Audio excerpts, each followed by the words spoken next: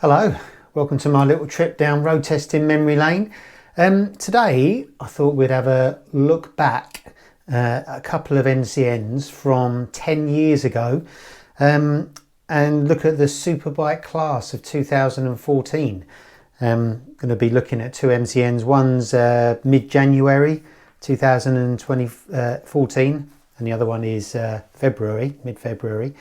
And these are really interesting because it just goes to show how far the superbike world has changed in the last decade.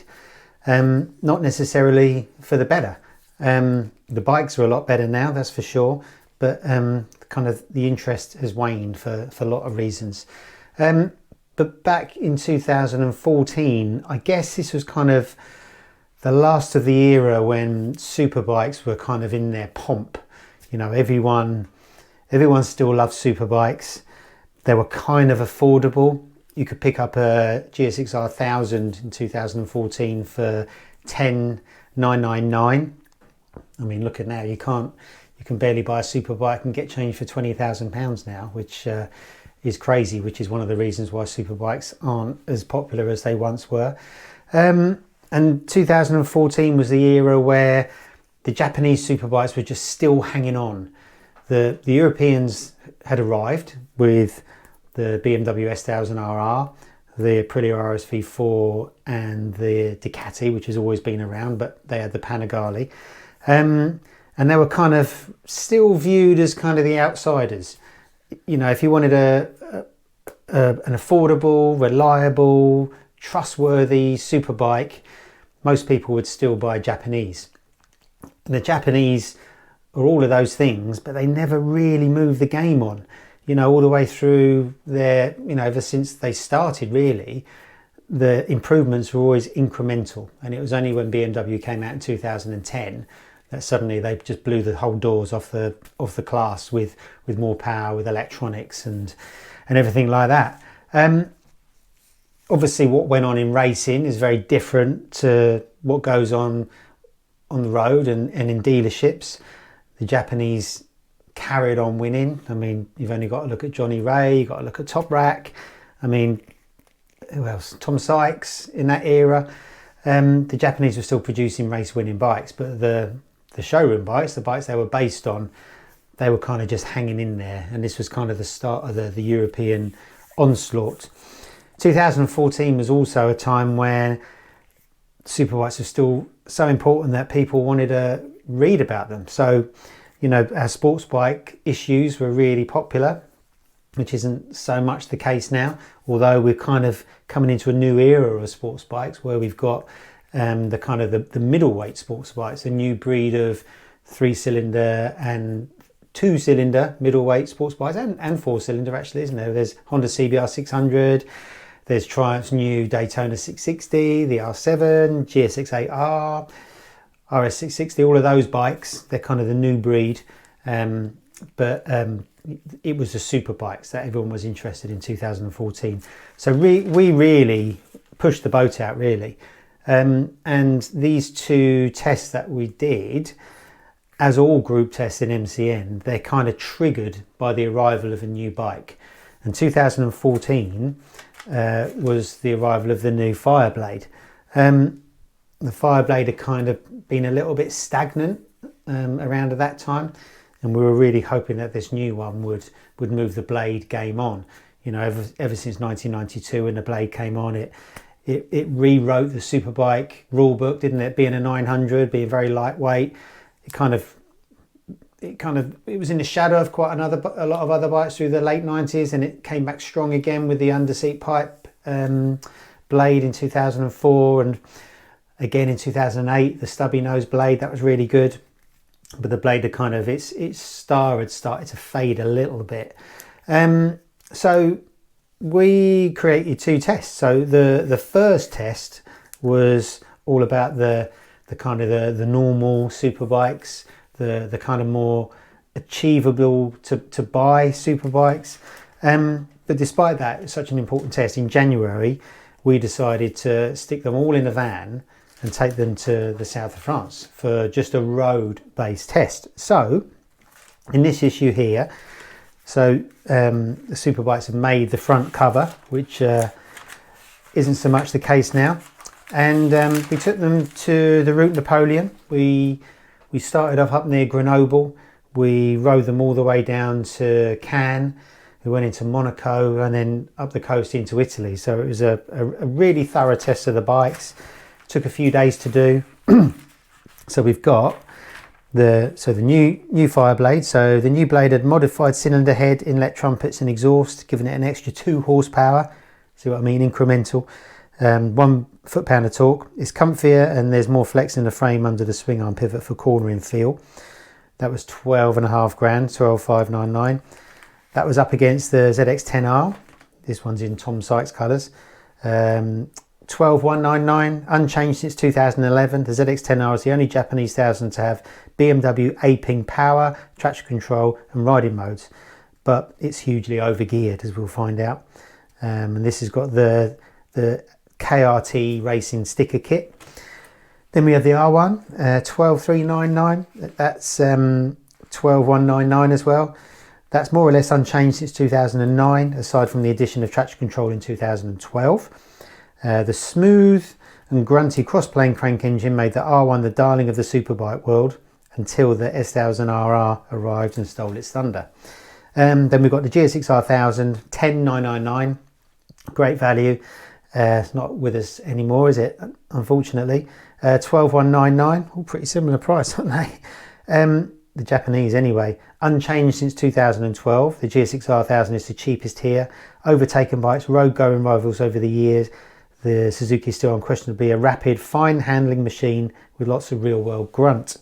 And then we've got the BMW S1000RR. So that was launched in 2010. That's 12,199 as well. So they're all in the ballpark. The blades are actually the most expensive. Updated in 2012, very minor update.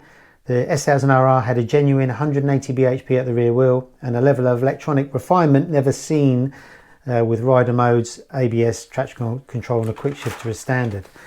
So yeah, we were whizzing around the Route Napoleon in the south of France in January. Not bad work if you can get it. Fantastic photography, great riding. Who have we got there on the test? So there's Bruce Dunn, Chad, myself and my friend Bob Stockley, who came along to ride, which was really cool.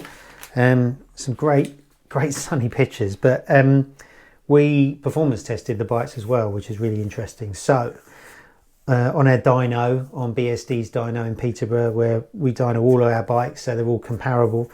The least powerful is the orange one there, is the Yamaha 161 bhp at the back wheel. I won't read out the decimal places. Then it was the Suzuki 166 at the back wheel. Then the Honda 168 at the back wheel. Then the Kawasaki 180 bhp, and then the BMW 192. I mean, that's massive. I mean, that was really reflected in club racing at the time. You know, I was racing S1000s then, and the BMW and the ZX10R, they were the two bikes to have. The others never really got a look in until 2015, when the R1, the sort of latest generation R1 came out. I would say that's kind of the pinnacle of the superbike story, really, 2015, because you had the R1. Since then, the Japanese bikes never really changed that much, apart from the blade, and then it was properly the onslaught of the Europeans. And then the speeds. So on our runway, so sometimes we had to use like a shorter version of the runway, so these bikes probably aren't as fast as they could be, but they're all comparable. The fastest Kawasaki, 180 mile an hour, followed by the BMW 179, followed by Yamaha 174, then Honda 173, then the Suzuki 172. 0 to 60s, all thereabouts, just over 3 seconds. Anything else that sticks out here? The roll-on figures. You can see the Kawasaki's got the slowest roll-on in third gear from 30 to 120, 9 seconds. And the BMW 6 seconds. So that's just a roll-on third gear. So in real life, the BMW felt just so quick. And the Honda was 8 seconds, which was pretty slow. So, you know, as this test unfolded, you could see that although the Honda was a new bike, the BMW was still the bike to beat. And my second opinion in this test was written by Chad, was the Fireblade feels softer, friendlier and comfier than ever. It's a superbike for riders who aren't interested in sky-high BHP figures and stiff handling. It's as if Honda have moved the blade away from the racy S1000RRs and ZX10Rs of this world and given it a softer, more sports touring edge. And for riders who want their blade with sharper teeth, there's an Öhlins clad SP version, which we'll come on to in the next issue. The BMW is breathtaking on the road. You may as well be on a race bike. The motor, handling and brakes are so sharp it's in a different class. Yamaha's cross-plane crank engine is as incredible as it's always been.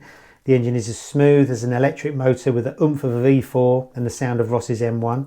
Learn the knack of riding it and it's a piece of cake to stay with the others. So yeah, the Yamaha never had the most kind of power on paper or the most interesting torque curve on paper, but just the way it made its power and the way it could go from apex to corner exit, just finding so much mechanical grip made it a phenomenal bike.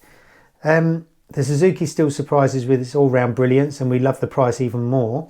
It's a fast, foaming at the mouth 1000 that has grunty motor, and I love its instant power. The ZX10R is undeniably rapid, fine handling bike, as countless racers have proved, but it's so tall geared it never feels like a superbike should do at normal speeds. Ironically, the lack of grunt makes it friendly for the less experienced. So yeah, the Kawasaki doesn't really have a lot on the road, and it's actually quite docile, so it's actually quite nice and friendly for less experienced riders because you only tap into its good stuff, you know, right at track speeds really. So yeah, that's so the kind of the first part of our superbike test, which was all the kind of the road inspired ones. The blade didn't really cut it, and the BMW still had what it takes. So looking at the rider aids, so the BMW had ABS, traction control, rider modes, quick shifter and anti-wheelie. The Honda had none of those things, just ABS. The Kawasaki had all those things except for a quick shifter at the time. The Suzuki had none of those things except for riding modes at the time. And the Yamaha only had traction control and riding modes and anti-wheelie. It didn't have ABS or quick shifter then. So they were before the times where you had to have ABS. So that was the first part of our thousands test. And then we went along to do a big kind of the special ones. So this was in MCM February the 26th, and this one had a BMW S1000F on the cover. So this was BMW following in the footsteps of the Ducati Multistrada and the KTM SMT 990. BMW was rumoured to make a superbike on stilts, and as we all know it did. It was called the S1000XR. So yeah, we started to sort of find out details of this superbike on stilts, which we guessed would be the S1000F for Fed, but obviously it wasn't. It was the XR. And obviously those kind of superbikes on stilts really took over from superbikes in popularity because they had all the superbike performance without the crushed knees and the sore wrists and all the rest of it. You could do a lot more with them. And of course then adventure bikes became more popular. Some adventure bikes are like superbikes, but that was interesting. So what we did on this test is we, with the help of Pirelli, they helped us with the logistics for this test and the circuit. So we went to Alcarras in northern Spain. So we spent some time on the track to find out exactly what these bikes could do. We went on the superb roads between Lleida and Teruel, which are just fantastic, all red rock. It's like the Roadrunner roads, Wile E. Coyote, you can imagine. So yeah, these are the special ones. So what we've got here is, again, this test is triggered by the Blade SP. So the Blade SP is 14,999 or 15,599 if you wanted the ABS version. And we say that Honda made a limited run blade to celebrate its 100th TT victory in 1998. But the SP is Honda's first full production special Fireblade. It has Öhlins Brembo monoblocks with combined ABS, a blueprinted pistons, I forgot about that, Pirelli Diablo Supercorsa SP tyres. Well, yeah, Japanese superbikes never came on funky tyres, but it does there. A taller screen, which is really good. A harder seat and an HRC paint job, so we were really excited to see this. Then we had the Aprilia RSVR ABS. One of the best balanced superbikes around. The Aprilia is loaded with electricity, rider aids, a meaty V4 motor and a compact chassis. Updated with a bigger fuel tank, ABS and revised electronics last year. This is the base model R version, making it the cheapest here, 14,132. The factory wasn't available for our test. So I think back in the day, Aprilia's press fleet wasn't as big as it is now. So that's all we could get, unfortunately. Then we've got the BMW HP4 Carbon. So this was the special version of the S1000RR. I raced one of these, fantastic. The big difference, it had lots of special parts on it. And I think it was more special than BMW ever let on, because the HP4 was probably one of the best S1000s I ever raced.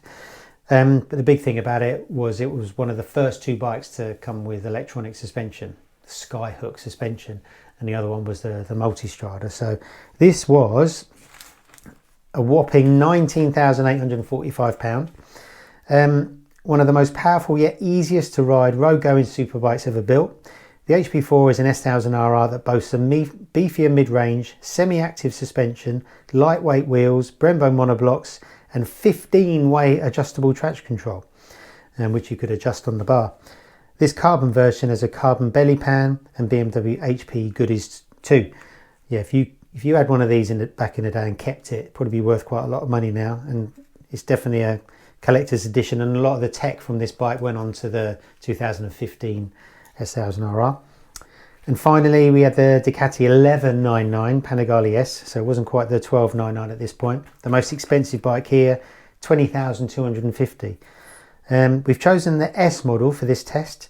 It's not as exotic as the Panigale R or Superleggera, but it's more comparable to the Blade SP in terms of suspension, brake spec and price.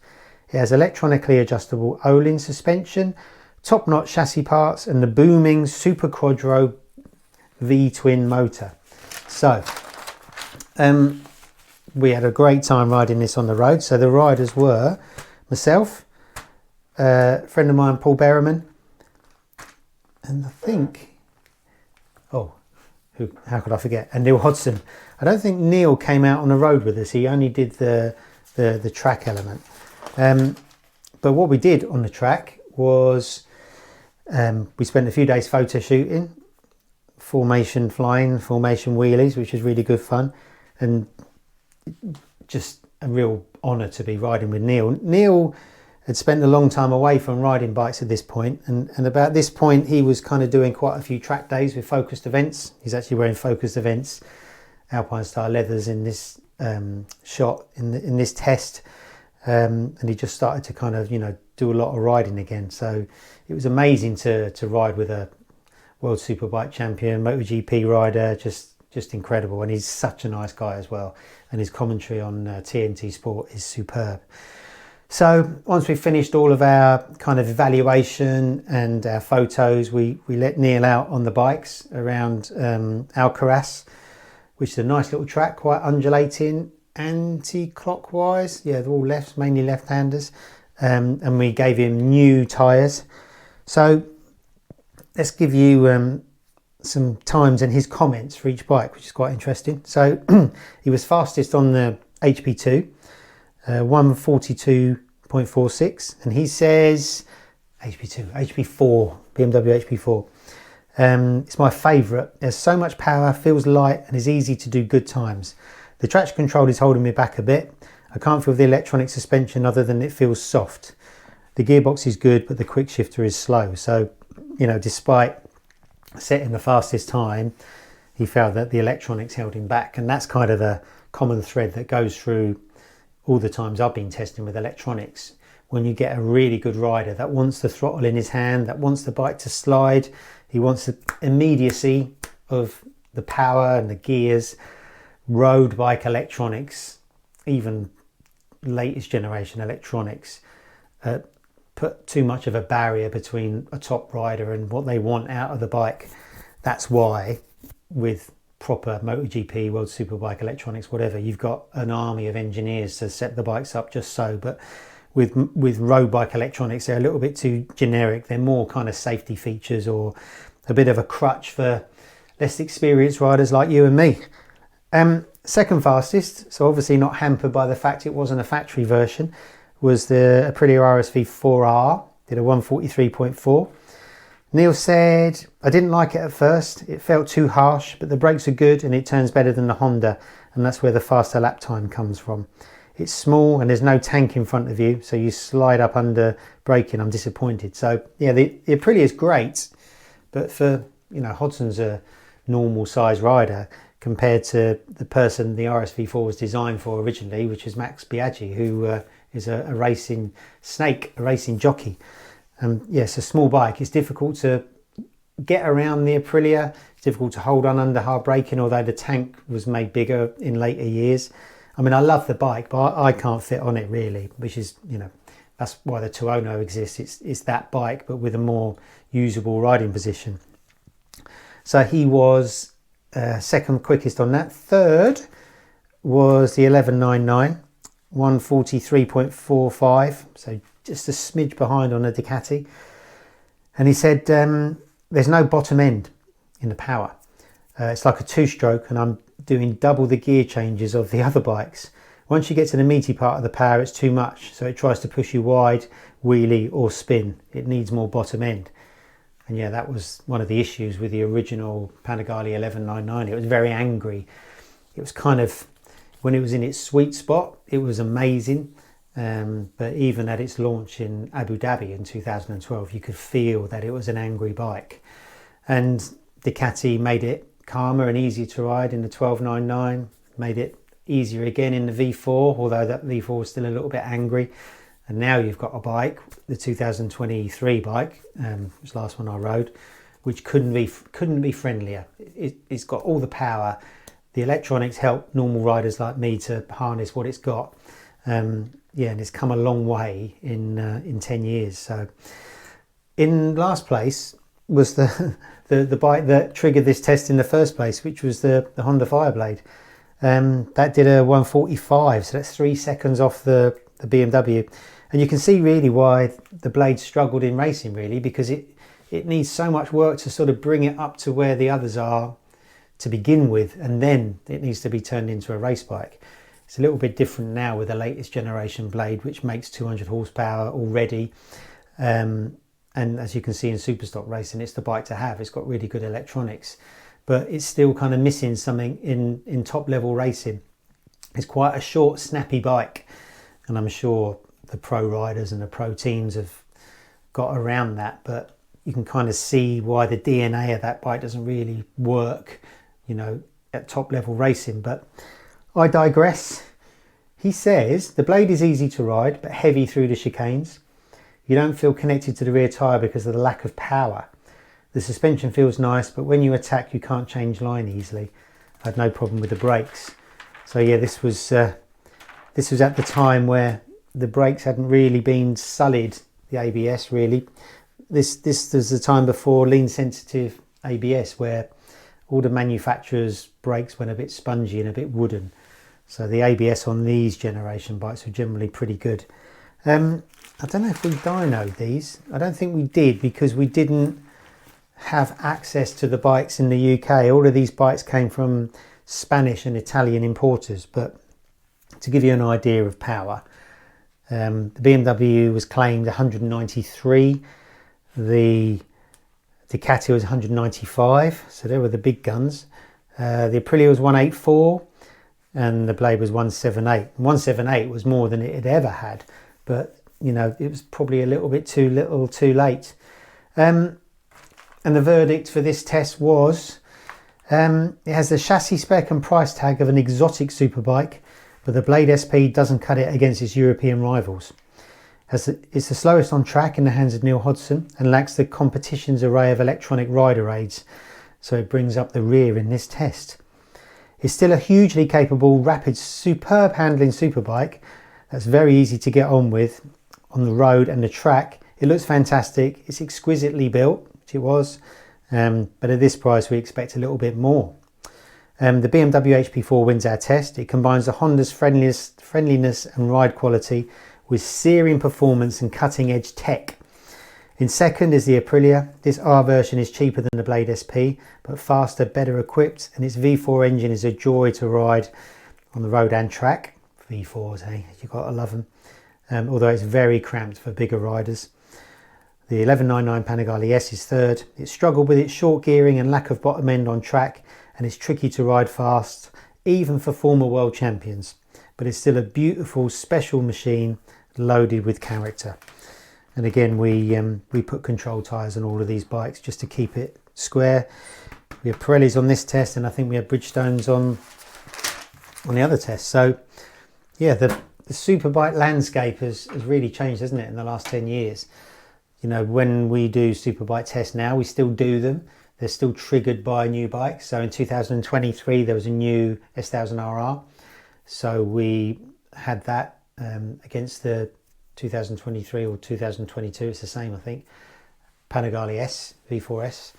Year before, I think we had those three bikes plus an Aprilia. You get to a point with the thousands test where unless the competition have really changed their bikes, the result's going to be kind of the same amongst the, you know, the lower rankers. So you only do the newer bikes. For 2024, there's a new Blade. I think that's it. The Ducati hasn't changed, the BMW hasn't changed, so we'll no doubt be doing a test, but they won't be in that kind of league, which is a shame, isn't it? But I think a lot of people are kind of looking back now to noughties superbikes, 90s superbikes. You know, you can get a lot of bike for your money back then, you know, GSX-Rs, Blades. Despite us nitpicking between what's good and what isn't, they're still incredible bikes. Even the slowest is just wild in terms of power and handling. You know, any of those bikes we've been talking about with good tyres around a track day, you're going to be as fast as anything. You know, it's all going to be down to the rider at the end of the day. Just a bit of fun for the end. The sports news in those papers, it's quite interesting. You had Alex Lowe's topping the WSB timesheets on a Crescent Suzuki. He's factory Kawasaki now, isn't he? You had Leon Camier, the person responsible for the for BSB having to go down the showdown route because he dominated on his Airways R1 in 2009. He's in MotoGP on an Aprilia ART bike with Danilo Petrucci. I bet he wishes he was in MotoGP with Aprilia now. Sam Lowes was fast in Moto2 testing. Danny Kent, who's going to be on a Yamaha and BSB this year, was top 5 in Moto3 tests. And Eugene Laverty won one of the WSB opening races at Phillip Island. So what have we got now? So Alex Lowe's is still going strongly, and Camier was the team boss for WSB Honda. I don't think he is now. Petrucci's in World Superbike now after being in Grand Prix and winning Grand Prix. Sam Lowes is moving from Moto2 to WSB on a Ducati. That'd be exciting. Danny Kent, I'd love to see him do well in BSB.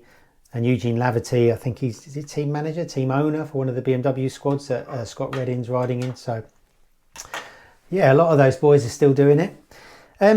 So yeah, I really enjoyed going through the Superbike class of 2014. Maybe you've got some memories of those bikes from back in the day or some stories. I'd love to hear them down in the comments. If you like this video, like and subscribe, please. And we'll be back again soon with more videos like this, some more Q&As, and maybe some more bike reviews of some description sometime in the future. Thanks for watching.